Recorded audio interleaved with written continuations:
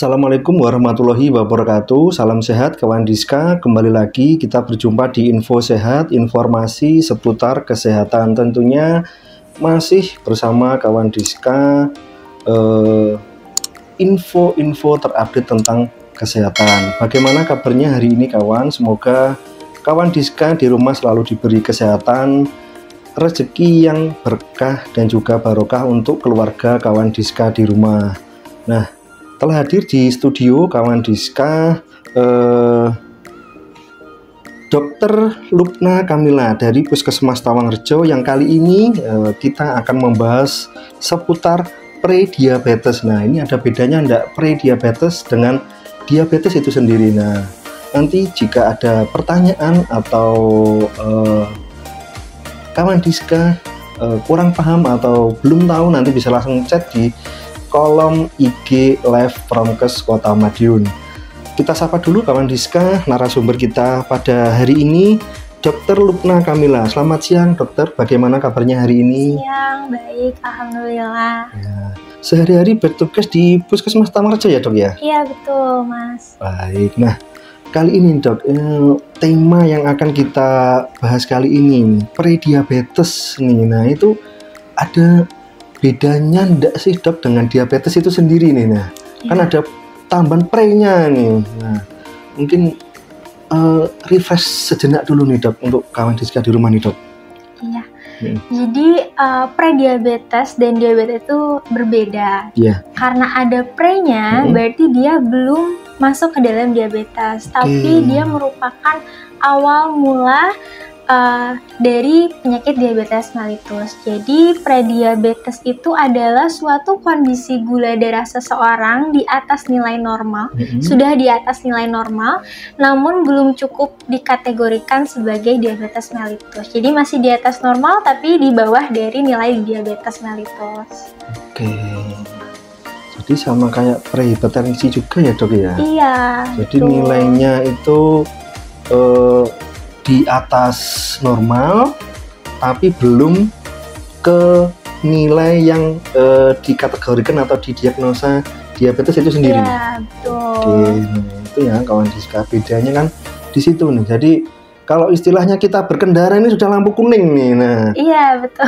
Sudah lampu kuning jangan digas. Nah kita berhenti, hidup sehat. Nah seperti itu nih. Nah kalau diabetes nih dok, kan ada juga nih faktor resikonya nih. Nah untuk prediabetes sendiri nih dok, siapa sih yang resikonya paling terkena prediabetes ini dok? Iya. Jadi ada beberapa hal ya. Yeah. Ada beberapa hal yang jadi faktor resiko untuk terjadinya prediabetes yang kemudian bisa berkembang menjadi diabetes. Yang pertama, kurangnya aktivitas fisik. Nah, kalau misalnya yang mager-mager di rumah itu bisa jadi faktor resiko terkenanya prediabetes. Nah, yang kedua, orang-orang yang makan makanan yang tidak seimbang atau tidak sehat.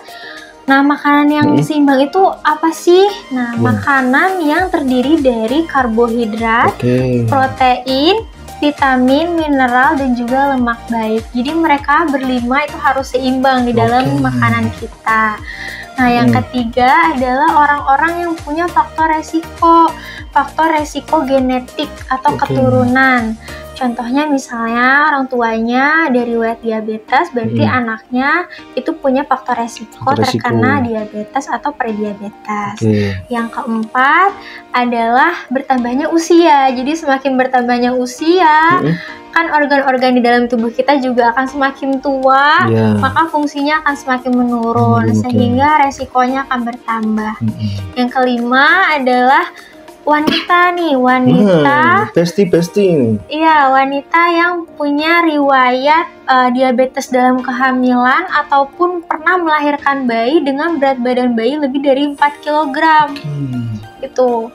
Yang kelima, yang keenam ya, yang keenam adalah orang-orang yang punya riwayat darah tinggi atau hipertensi, terus gangguan lemak darah atau sering terkenalnya itu kolesterol. Nah, kolesterol tinggi. Iya, sama kegemukan atau obesitas.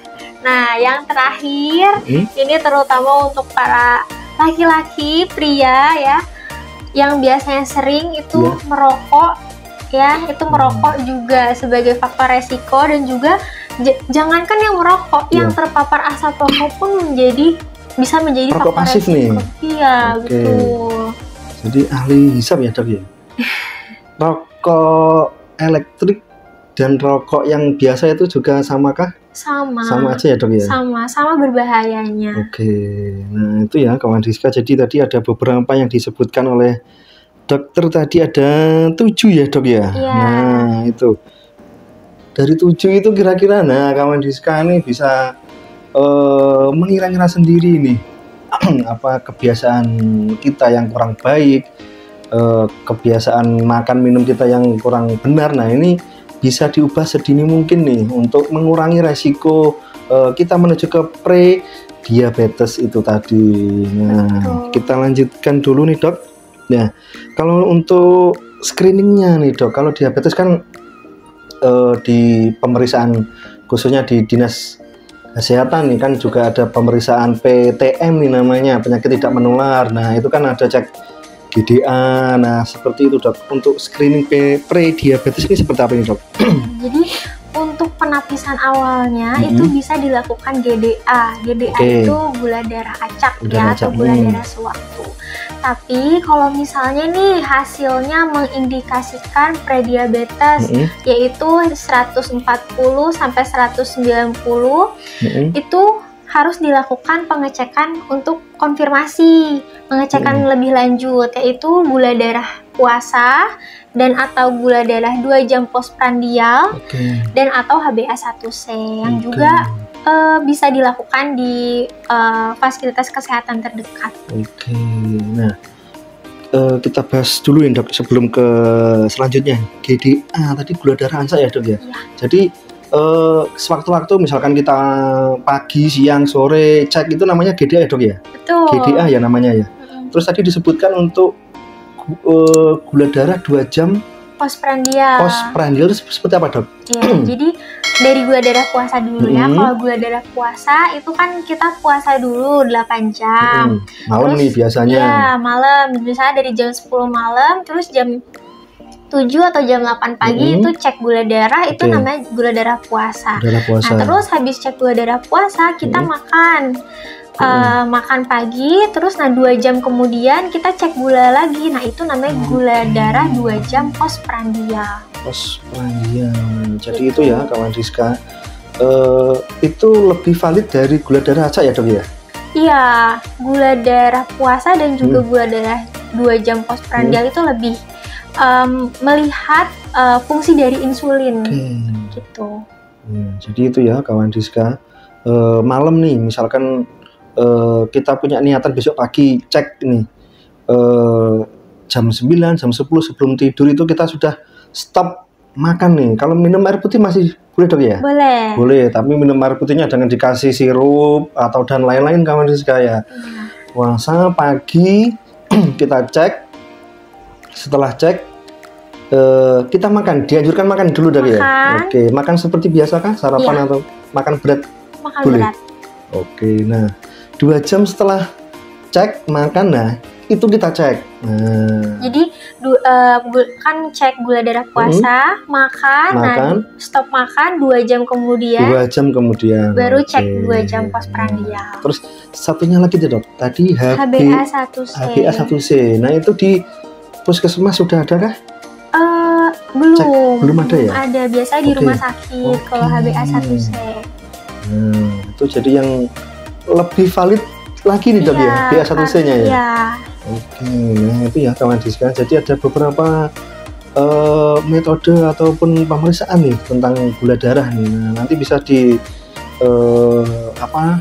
misalkan kita punya faktor resiko nih, nah, ataupun orang tuanya ataupun kebiasaan kita mau ngecek, nah itu bisa dilakukan beberapa pemeriksaan tadi. Nah, lanjut selanjutnya nih, Dok. Untuk screeningnya selain gula darah cek gula darah tadi, Dok, ada lagi kah? Sebenarnya untuk screeningnya untuk prediabetes hanya itu, tapi untuk faktor resiko bisa dilakukan bisa dilakukan screening juga gitu, seperti ada atau tidaknya hipertensi, darah tinggi atau kolesterol yang dapat menjadi faktor resiko dari prediabetes.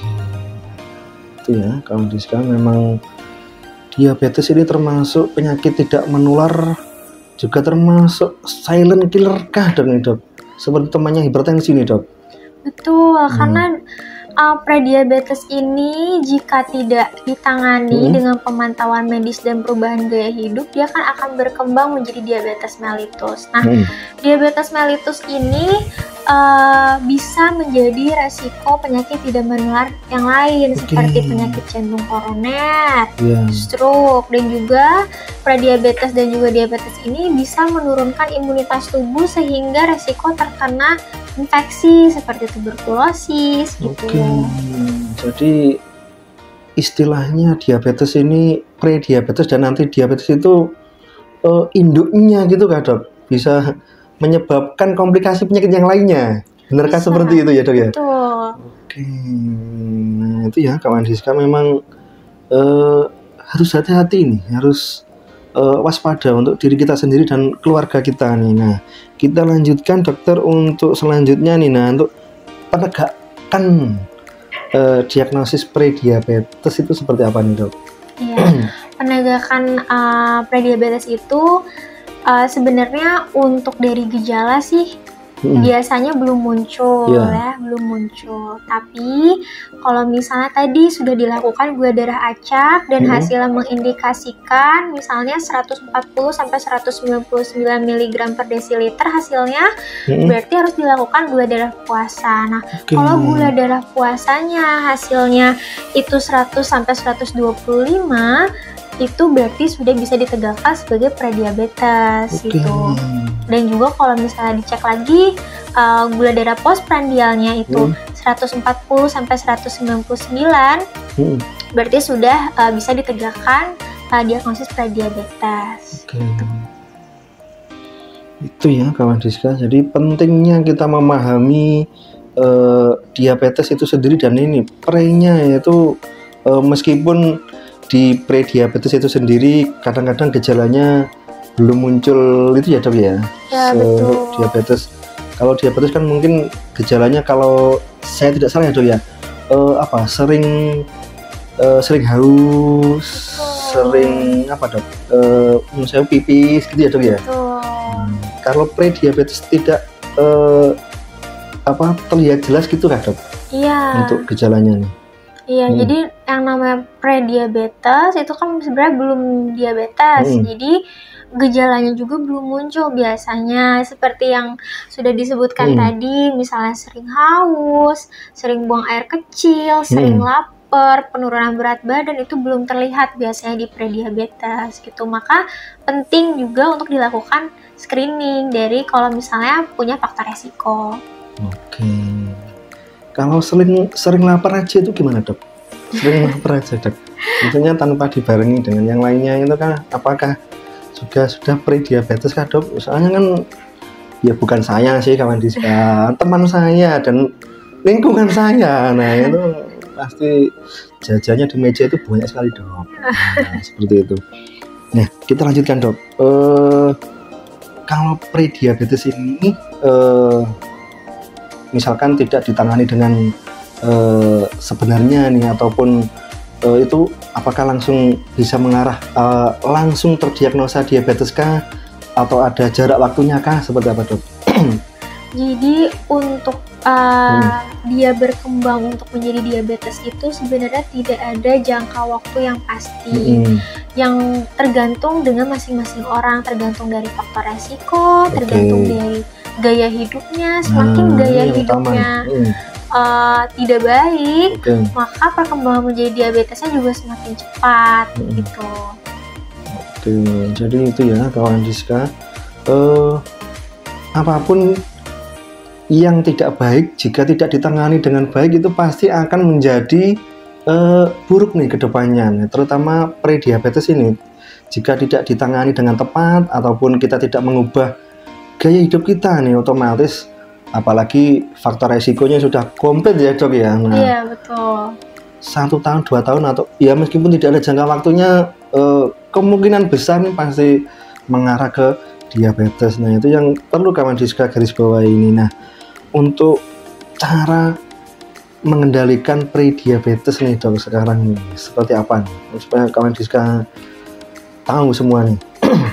Jadi cara mengendalikan atau mencegah dari prediabetes yang pasti adalah perubahan gaya hidup. Nah, yang pertama meningkatkan aktivitas fisik harian dan juga mengurangi sedentary lifestyle atau sekarang suka disebutnya mager.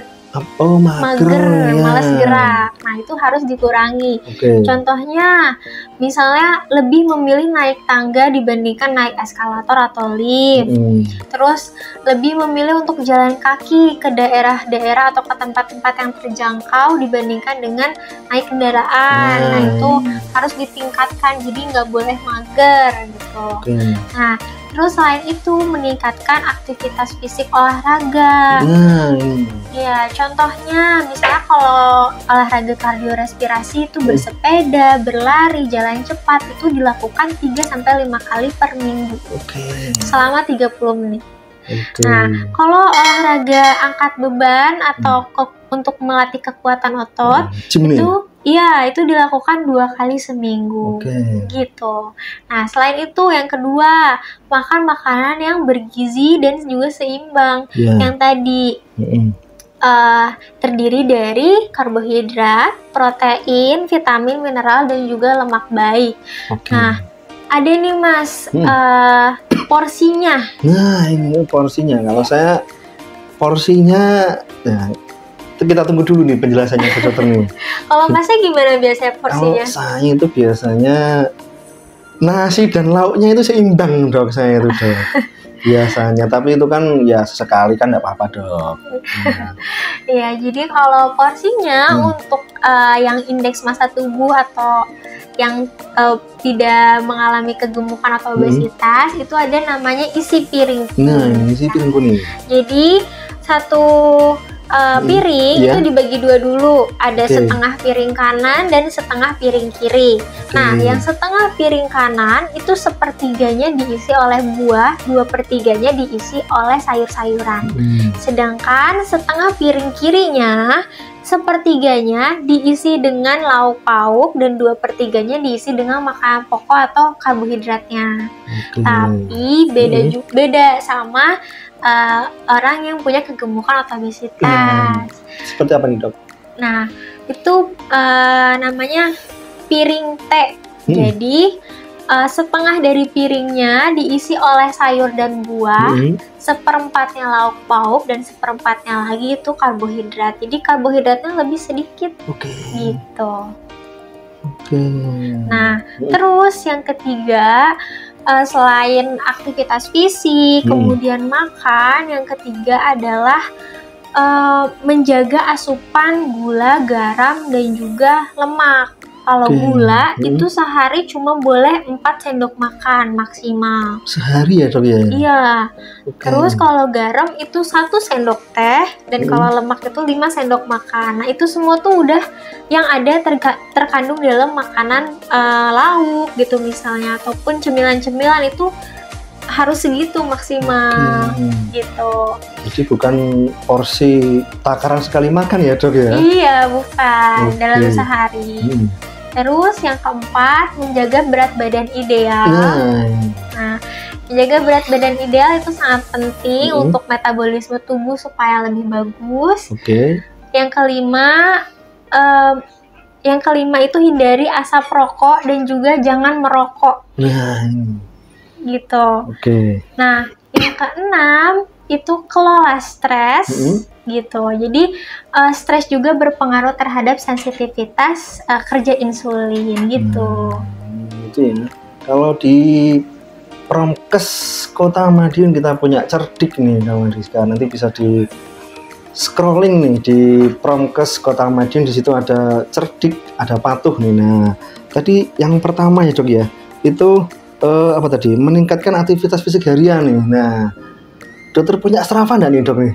Punya sama, saya juga punya Strava dok saya. Nah itu bisa dipakai nih kawan Diska ya. Jangan hanya di apa untuk keperluan story sosmed kita. Nah itu kan apa fungsinya kan lebih dari itu kawan Diska. Nah ini Kak Admin juga punya Strava enggak di HP-nya ini tuh bisa digunakan ini. Nah, kan sekarang apa namanya boomingnya kan lagi tren lari gitu ya Dok ya. Nah, meskipun larinya FOMO enggak apa-apa Dok gitu, Dok ikut-ikutan gitu. Enggak apa-apa. Apa ya Dok ya? Yang penting yang ideal itu olahraganya itu setengah jam, 30 menit itu idealnya. Oke. Gitu. Kalau Strava-nya apa? Bikinan itu, nah ini yang repot untuk apa? Eksistensi kita, nah, bukan seperti itu ya kawan Diska. Nah, terus tadi isi piringku nih. Nah, kalau dulu 4 sehat 5 sempurna ya Dok ya. Nah, sekarang ganti gizi seimbang. Nah, yang dijelaskan oleh dokter tadi ya, ada isi piringku. Nah, seperti itu. Terus untuk batasi gula, garam dan lemak ya. Tadi gula 4 sendok makan sehari ya Dok ya. Nah, bayangkan kalau kita pagi kopi, teh, nah seperti itu, belum gula di makanannya.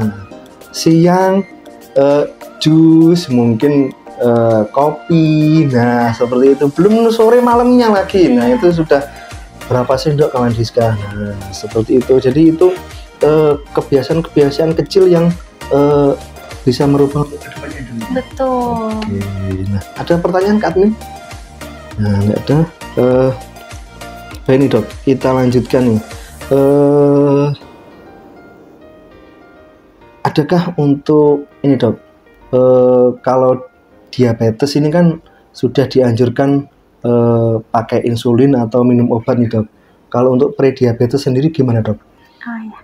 Jadi untuk prediabetes ini belum dikasih obat ya, belum dikasih obat. Jadi prediabetes ini diandalkannya adalah perubahan gaya hidup. Jadi diharapkan tidak berkembang menjadi diabetes, gitu. Jadi hanya perubahan gaya hidup tadi aja.